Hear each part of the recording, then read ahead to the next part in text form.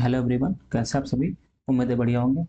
NCERT की जो series चल रही है उसमें क्लास 6 की एनसीईआरटी हम कवर कर रहे हैं। ज्योग्राफी की जो एनसीईआरटी है उसमें इस वीडियो में हम चैप्टर नंबर 7 जो हमारा देश भारत है उसके बारे में जो चीज़ें हैं उनके बारे में समझते हैं। और इसके पहले मैंने 6 चैप्टर करवा दिए हैं, जिनमें से एक मैंने मानचित्र वाला नहीं करवाया था क्योंकि वो उतना काम का था नहीं, तो मैंने 5 चैप्टर करवा दिए हैं। तो एक बार जा करके ज़रूर देख लीजिएगा वहाँ से। और उससे रिलेटेड जो जुड़े हुए एमसीक्यू हैं वो एमसीक्यू भी हमने वहाँ पे करवा दिए हैं। और एक बार एमसीक्यू देखिएगा और ये एनसीईआरटी वीडियो देखिएगा, आपको काफ़ी फायदा होगा। इसके साथ साथ में हम एक और श्रृंखला चला रहे हैं जो प्रैक्टिस क्वेश्चंस की होगी। प्रैक्टिस क्वेश्चन चैप्टर वाइज नहीं है, जो एमसीक्यू जो हमने एनसीईआरटी बेस करवाया है वो चैप्टर वाइज है। जैसे चैप्टर कंप्लीट होगा उसके बाद आपको दूसरे वीडियो में इसके एमसीक्यू मिल जाएंगे। लेकिन जो प्रैक्टिस क्वेश्चंस का सीरीज चल रहा है वो सीरीज में मिक्स क्वेश्चन है, मतलब वहाँ पर कोई चैप्टर वाइज नहीं है। उसमें 15 से 20 क्वेश्चन होंगे और वो यूपीएससी के लिए काफ़ी इंपॉर्टेंट होंगे, जो कि हम करवा रहे हैं उनमें। तो एक बार जा करके प्रैक्टिस के करना है आपको, तो वहाँ से देख लीजिए प्रॉपर, मैंने वहाँ पे एक्सप्लेन भी इन चीज़ों को किया हुआ है। चलिए बिना देर के इस वीडियो को स्टार्ट करते हैं। देखिए, इसमें हमें सिर्फ भारत के बारे में पढ़ना है और इसके पहले हम लोगों ने अक्षांश भी देख लिया, देशांतर भी देख लिया और सौरमंडल भी देख लिया। उसके साथ साथ में हमने भू आकृति वाला जो चैप्टर है उसमें भी हमने इस चीज़ को देख लिया है कि प्रमुख स्थल कौन कौन से, पृथ्वी गतियां भी देख लिया है। अब इसमें हम समझते हैं भारत के बारे में। देखिए, भारत को हम 3 जगह पढ़ेंगे पूरे एनसीईआरटी में, मतलब कि 6th में पढ़ेंगे, यहाँ पे छोटा सा चैप्टर है। उसके बाद 9th में आप पूरी बुक पढ़ेंगे कि जो भारत का भूगोल ही दिया हुआ है। उसके बाद में 11th में आप पढ़ेंगे भारत का भूगोल, वहाँ पर भी दिया हुआ है। तो यहाँ पर भी इंट्रोडक्शन दिया है, 9th में भी इंट्रोडक्शन दिया है और 11th में भी इंट्रोडक्शन दिया है। यहाँ पर क्योंकि 6th क्लास की एनसीईआरटी इसलिए इसमें बहुत कम ही चीज़ें दी हुई हैं, जितनी दी है उसमें उतना ही पढ़ेंगे और उसके बाद में हम फिर आगे अगले वाले चैप्टर में देखेंगे। तो इसमें अगर भारत को हम देखेंगे तो इसकी जो स्थिति है वो कुछ इस तरीके से दिखाई देती है।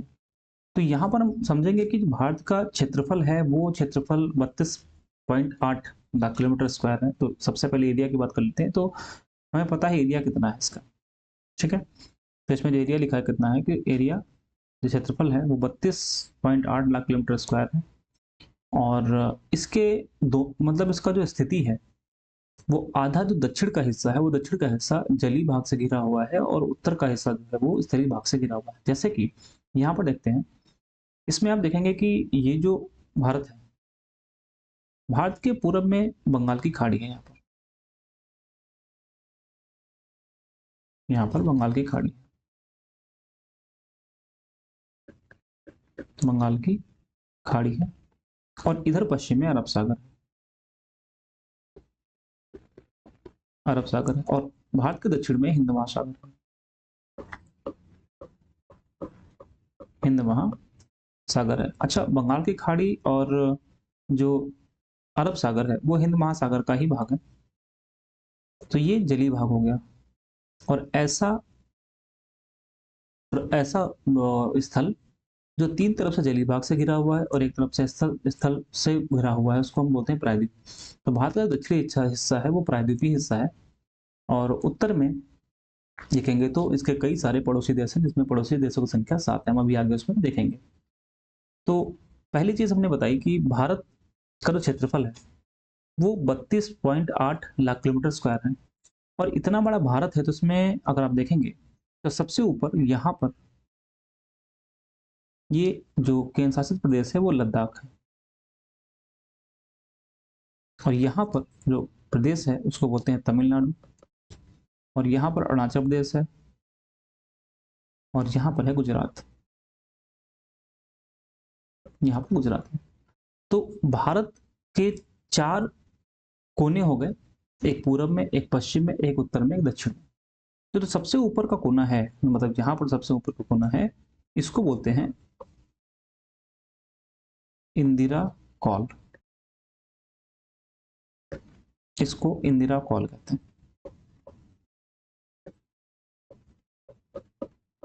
इंदिरा कॉल कहते हैं। और जो सबसे दक्षिण का हिस्सा है उसको यहाँ पर ये जो पॉइंट है इसको बोलते हैं कन्याकुमारी, इसको कन्याकुमारी कहते हैं। और अरुणाचल प्रदेश में जो हिस्सा है, पॉइंट है, उसको बोलते हैं किबिथु। किबिथु। और वेस्ट में जो यहाँ पर पॉइंट है, इसको बोलते हैं सर क्रीक। सर क्रीक बोलते हैं। ठीक। तो 4 बिंदु हमने देखा। एक तो उत्तर में है लद्दाख में, जिसको बोलते हैं इंदिरा कॉल। एक दक्षिण में है, जिसको बोलते हैं कन्याकुमारी। और एक है किबिथु, जो कि अरुणाचल प्रदेश में है। और पश्चिम में है गुजरात में, यानी कि सरकरी। अब यहाँ पर एक बात समझिएगा, इसकी जो दूरी है, मतलब कि इंदिरा कॉल से लेकर के कन्याकुमारी की दूरी है, उसकी लंबाई यानी कि उत्तर से दक्षिण लंबाई की अगर बात करेंगे, तो उत्तर से दक्षिण, नॉर्थ टू साउथ, जो लंबाई है वो 3200 किलोमीटर है। और सरकरी से लेकर के किबिथु तक की जो लंबाई है, यानी कि पश्चिम से पूरब, वेस्ट टू ईस्ट की जो लंबाई है, वो 2900 किलोमीटर के आसपास में लंबाई है। हाँ, यहाँ पर 2900 किलोमीटर के आसपास में लंबाई, यानी गुजरात से लेकर के, यहाँ पर गुजरात है, गुजरात से लेकर के अरुणाचल तक,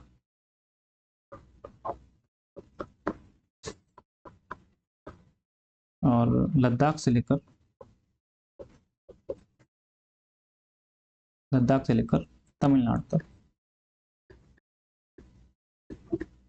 लंबाई कितनी है? 3200 किलोमीटर के आसपास में। ठीक है। अब यहाँ पर ये बात लिखी हुई है, हम बता दिए हमने आपको कि पश्चिम में कच्छ से लेकर के अरुणाचल तक 2900 किलोमीटर, और उसके बाद में फिर यहाँ पर कन्याकुमारी, कश्मीर से लेकर कन्याकुमारी तक के बीच में 3200 किलोमीटर के आसपास में लंबाई है। अब अगर भारत को देखेंगे तो भारत में बहुत सारी चीज़ें हैं। जैसे उत्तर में हिमालय मिल जाएगा, हिमालय के बाद में मैदान मिल जाएगा, मैदान के बाद में पठार मिल जाएगा, यानी कि जो प्रायद्वीपीय पठार है। पूरब में तट मिल जाएगा, कोस्ट मिल जाएगा। उसके साथ में राजस्थान में डेजर्ट मिल जाएगा, यानी कि मरुस्थल मिल जाएगा। तो पूरे भारत में विविधता बहुत ज़्यादा है, यानी कि भौगोलिक रूप से विविधता बहुत ज़्यादा है। अलग अलग जगह पर अलग अलग चीज़ें मिलती हैं। तो यहाँ पर इतनी बात हमने समझ ली। अब हम समझते हैं इसकी स्थिति क्या है, कंडीशन क्या है। कंडीशन की जब बात करेंगे, मतलब लोकेशन की जब बात करेंगे, तो लोकेशन में दो चीज़ें समझते हैं। एक तो ग्लोब पर लोकेशन कहाँ है, और ग्लोब में ही कितने अक्षांश, कितने देशांतर के बीच में भारत का विस्तार है। तो सबसे पहले हम एक बात समझते हैं, आपने डिटेल में पढ़ा हुआ है कि जो ग्लोब है, आपने डिटेल में इसको पढ़ा है। तो आपने एक बात देखी पढ़ी थी कि बीच में, सबसे बीच में लाइन है, जिसको बोलते हैं विषुवत रेखा बोलते हैं। ये इक्वेटर है, विषुवत व्रत या विषुवत रेखा है। और इसके ऊपर यहाँ पर कर्क रेखा है, कर्क रेखा है। फिर ऊपर आपने देखा था आर्कटिक रेखा है। और उसके बाद फिर नीचे यहाँ पर मकर रेखा, और फिर अंटार्कटिक रेखा। अंटार्कटिक व्रत भी बोलते हैं या रेखा भी बोलते हैं आप। तो हमने आपको बताया था कि जीरो, इसकी वैल्यू जीरो हो जाएगी। इसकी वैल्यू 23.5, 23 डिग्री उत्तरी अक्षांश रेखा, 66.5 डिग्री उत्तरी अक्षांश रेखा, 23.5 डिग्री दक्षिणी अक्षांश रेखा, 66.5 डिग्री दक्षिणी अक्षांश रेखा ये। और हमने आपसे बताया था जीरो के ऊपर, जीरो क्या करता है, उत्तरी दक्षिणी गोलार्ध में दो भाग में पृथ्वी को डिवाइड करता है, बांटता है। जीरो से ऊपर जितने भी अक्षांश होंगे, सबके साथ नॉर्थ लिखेंगे। और जीरो से नीचे जितने अक्षांश होंगे, उनके साथ, सबके साथ में साउथ लिखेंगे, दक्षिणी लिखेंगे। यानी यहाँ पर उत्तरी ध्रुव होगा तो 90 डिग्री उत्तरी अक्षांश रेखा, और 90 डिग्री नॉर्थ पोल होगा। और यहाँ पर साउथ पोल है, कितना है, 90 डिग्री साउथ में आएगा। राइट। तो भारत की बात करेंगे,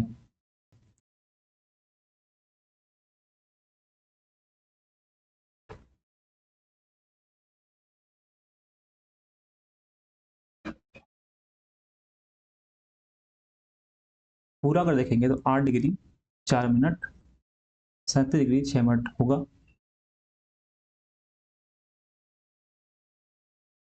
ऐसे ही देशांतर की जब बात करेंगे, तो देशांतर में आप देखेंगे तो यहाँ पर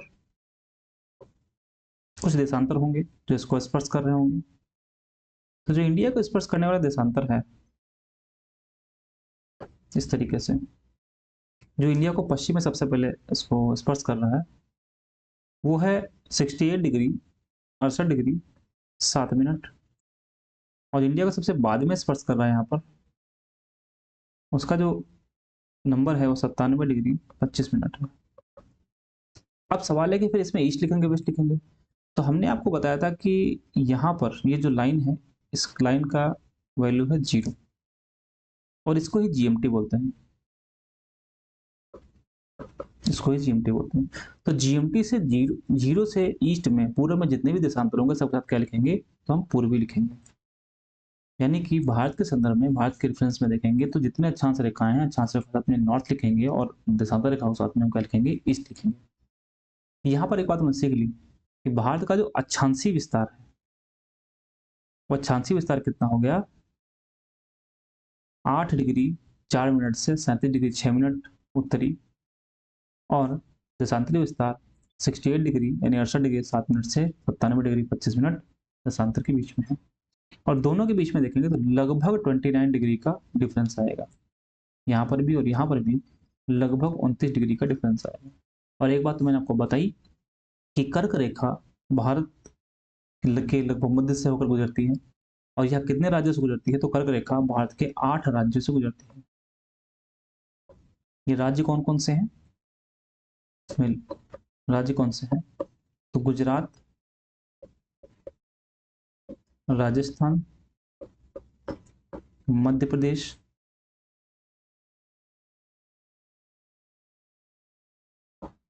मध्य प्रदेश, छत्तीसगढ़, झारखंड और पश्चिम बंगाल। दो नॉर्थ ईस्ट के राज्य त्रिपुरा और मिजोरम,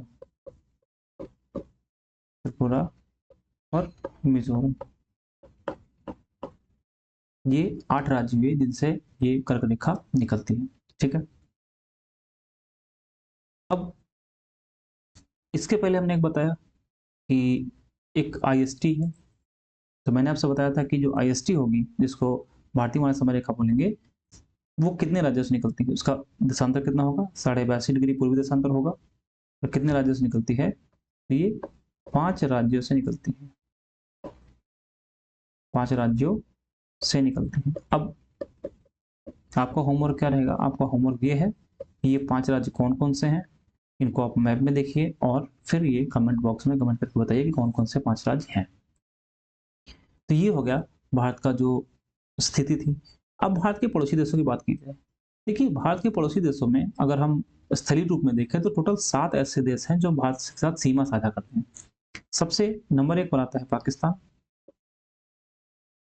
2 नंबर पे पाकिस्तान, 1 नंबर पे, 2 नंबर पर अफगानिस्तान, फिर चीन, नेपाल, भूटान, म्यांमार और कलकत्ता। अगर इसको आप शॉर्टकट में याद रखना चाहते हैं, इसकी ट्रिक याद करना चाहते हैं, तो क्या हो जाएगी, बचपन में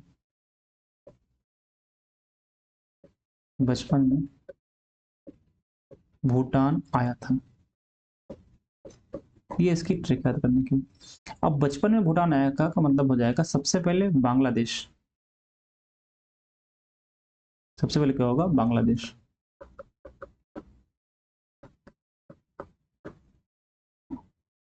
फिर चीन, पाकिस्तान, नेपाल, म्यांमार, भूटान और अफगानिस्तान।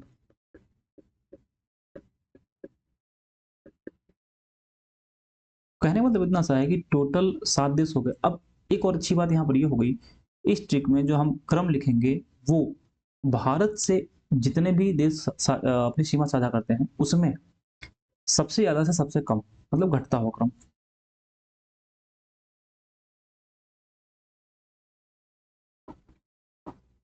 घटता हुआ क्रम है जहां पर यहाँ पर लिखा हुआ है। तो सबसे ज्यादा लंबी बाउंड्री किसके साथ टच होती है, तो बांग्लादेश के साथ में सबसे छोटी बाउंड्री किसके साथ स्पर्श होती है, तो अफगानिस्तान में मात्र 106 किलोमीटर, और ये है 4096.5 किलोमीटर, 4096 मतलब कि भारत के साथ में लगभग 4100 किलोमीटर की सीमा साझा होती है, और अफगानिस्तान की लगभग 106 किलोमीटर की सीमा साझा होती है। तो इस तरीके से हमने पड़ोसी राज्यों के बारे में देख लिया।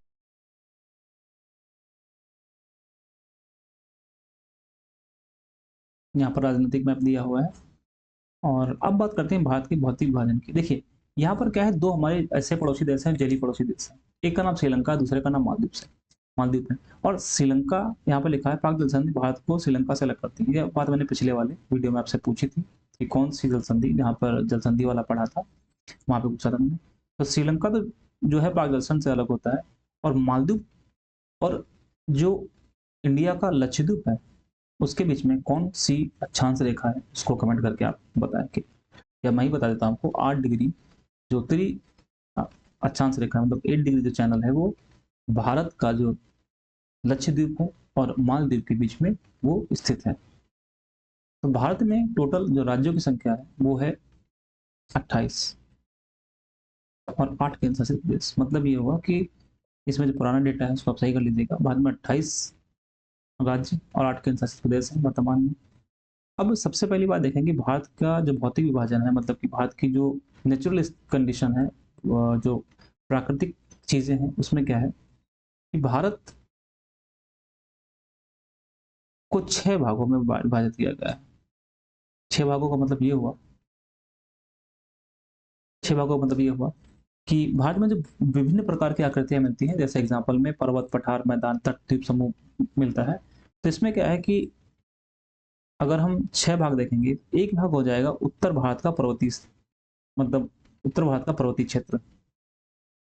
तो यहाँ पर लिख देते हैं कि 6 पार्ट होंगे। एक तो होता है पर्वतीय, उत्तर भारत का पर्वतीय क्षेत्र।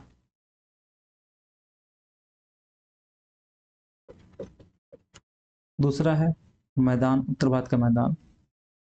तीसरा है प्रायद्वीपीय पठार, प्रायद्वीपीय पठार। चौथा है तटीय मैदान। पांचवा है मरुस्थल। और छठा है यहाँ पर जो द्वीप समूह है, वो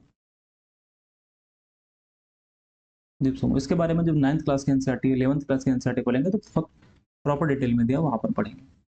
तो भारत में जो सबसे ऊपर है वो पर्वतीय क्षेत्र है। इस पर्वतीय क्षेत्र में मुख्य रूप से हिमालय है, और हिमालय में भी ग्रेट हिमालय है, और जिसको बृहद हिमालय भी कहते हैं, उसको हिमाद्री। देखिए, हिमालय को अगर यहाँ पर समझें, यहाँ पर बताता हूँ मैं। अगर हिमालय देखेंगे तो हिमालय में 3 श्रृंखलाएं हैं।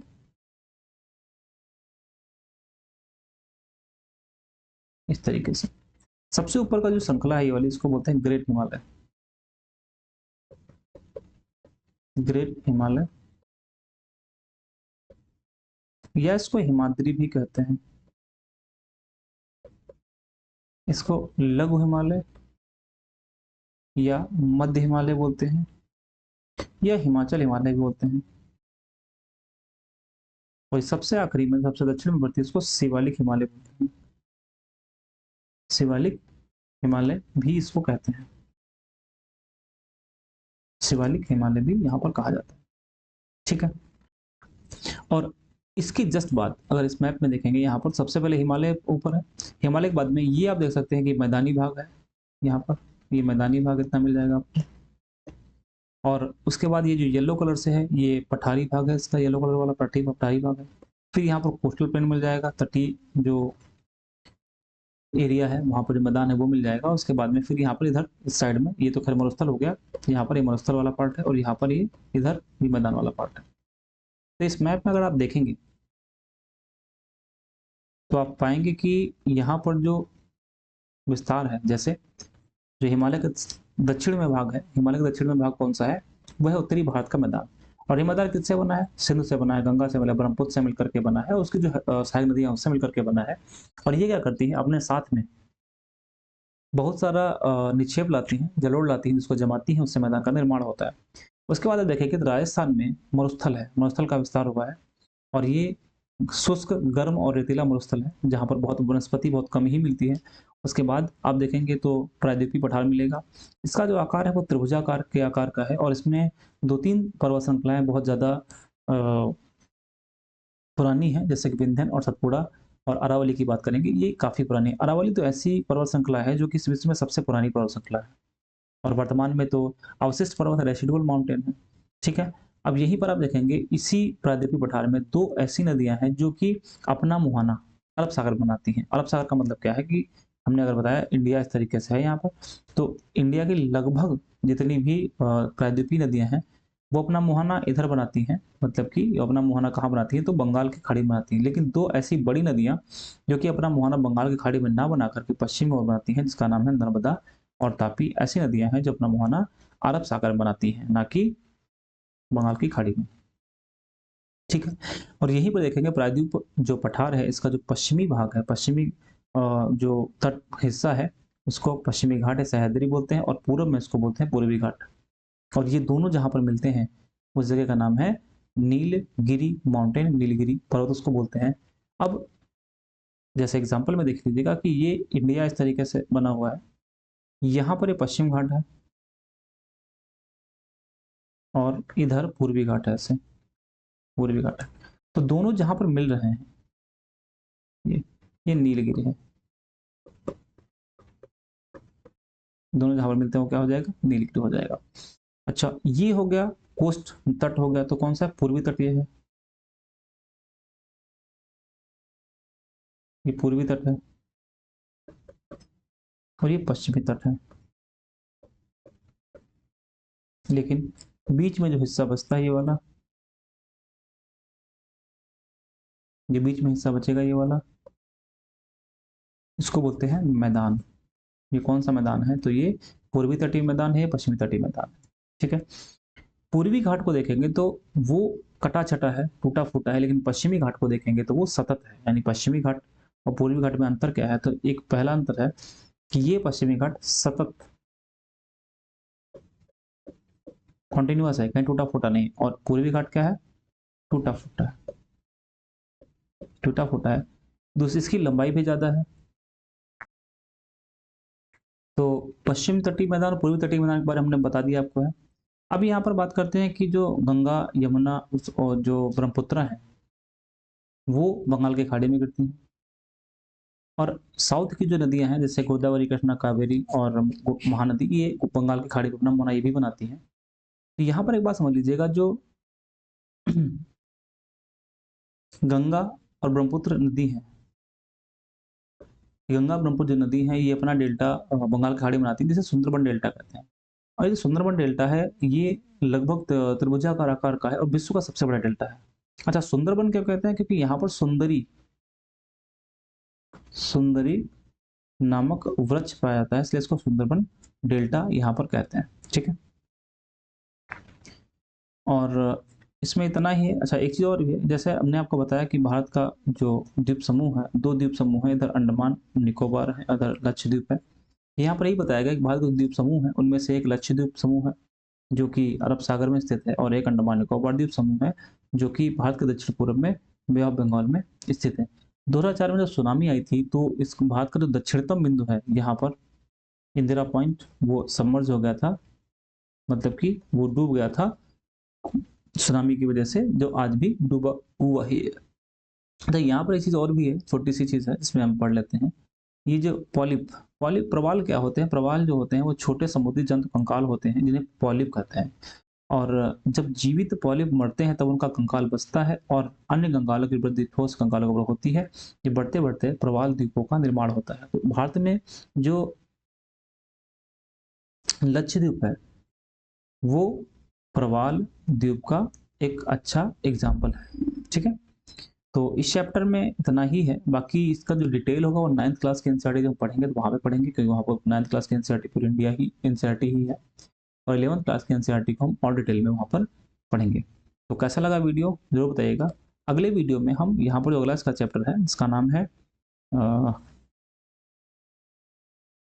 भारत वनस्पति, जलवायु तथा वन्य प्राणी, उसको पढ़ेंगे। तो मिलते हैं अगले वीडियो में। बहुत बहुत धन्यवाद।